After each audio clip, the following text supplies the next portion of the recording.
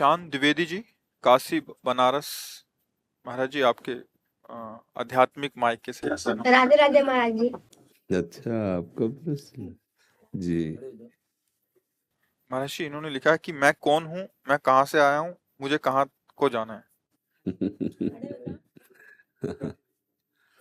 वैसे अभी तो हम आपसे प्रार्थना करेंगे कि आप कुछ नाम जप कीजिए और विद्या अध्ययन कीजिए, जो आपके क्लास की पढ़ाई है, और माता पिता की आज्ञा में रहिए।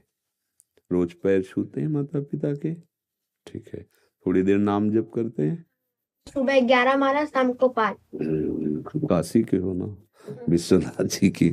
अच्छा, बस इतना संकेत हम जरूर करें, अभी बच्चे हो समझ नहीं पाओगे। ना हमें कहीं जाना है, ना हम कहीं से आए हैं।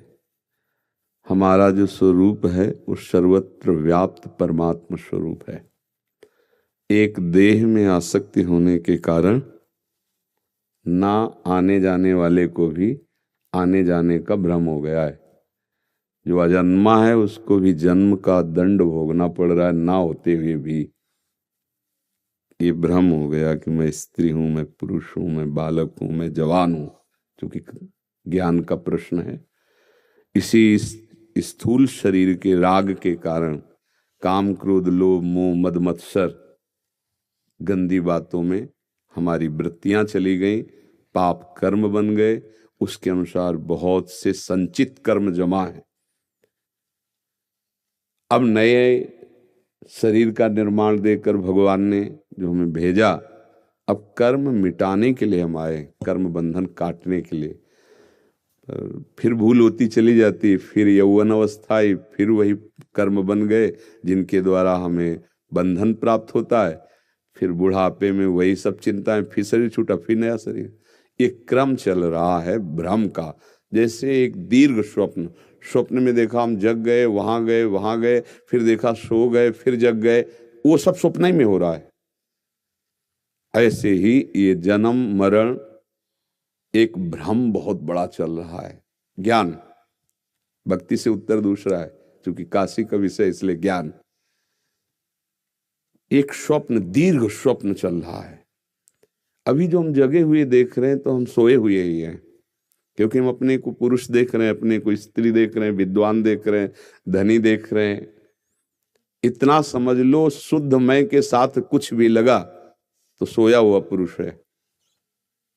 मैं ज्ञानी, मैं अज्ञानी, मैं पुरुष, मैं स्त्री, मैं धनी, मैं निर्धन, मैं विद्वान, मैं मूर्ख, कुछ भी मैं के साथ लगा तो अभी वो सोया हुआ पुरुष है। जब सब स्मृति मिट जाए, केवल मैं शुद्ध, अब वो ब्रह्म है।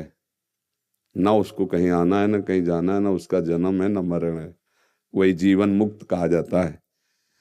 अब इसे सरलता से देख लेते हैं तो हम गुरुदेव को अपना प्रभु मानते हैं, और गुरुदेव की बताई हुई उपासना के अनुसार यदि हम साधन करें तो हमारे सारे राग मिट जाएं, हमारी सारी आसक्तियां मिट जाएं। गुरुवाणी की कृपा से हम इसी जन्म में भगवान को प्राप्त हो जाएं, भक्ति भगवान को प्राप्त हो जाएं। वही भगवान को भक्तजन भगवान कहते हैं, ज्ञानी जन ब्रह्म कहते हैं, योगी जन परमात्मा कहते हैं। अपने अपने भाव से उसी को अकाल पुरुष, उसी को ओंकार, उसी को परमेश्वर, विविध नामों से पुकार, उसी को निराकार, उसी को साकार। झगड़ा होता है अज्ञान में, ज्ञान में नहीं। वो एक ही है, उसे कुछ भी पुकारो, आप पुकार सकते हैं जिस भाव से चाहो। जाकी रही भावना जैसी प्रभु मूर्त देखी। तो ये आना जाना तब तक नहीं मिटेगा जब तक अपने स्वरूप को नहीं जान लेंगे। और वो जब तक हमारे अंदर कोई भी चिंतन है शरीर का, भोगों का, वस्तुओं का, संबंधों का, पदों का, लोकांतर का, तब तक स्वरूप बोध नहीं होता है। जब चिंतन रहित चित्त हो गया, स्थूल सूक्ष्म कारण तीनों, तब वो अपना जो स्वरूप है उसका अनुभव अपने आप से अपने आप में होता है। वो किसी करण से नहीं होता, मन से कि बुद्धि से कि चित्त से कि हम से, अपने आप से अपने आप का अनुभव होता है। अभी बच्चे हो, वो प्रश्न बहुत बड़ा गूढ़ है, काशी से आए हो तो ये सुनते रहना, इसको रख लेना। जब आगे बुद्धि विकास को प्राप्त होता है इसे समझ लेना। बकाया नाम जप करो माता पिता के अधीन रहना, कोई ऐसे कार्य मत करना जिनको गंदी बातें कहा जाता है, तो धीरे धीरे आगे पवित्र हृदय से जान जाओगे।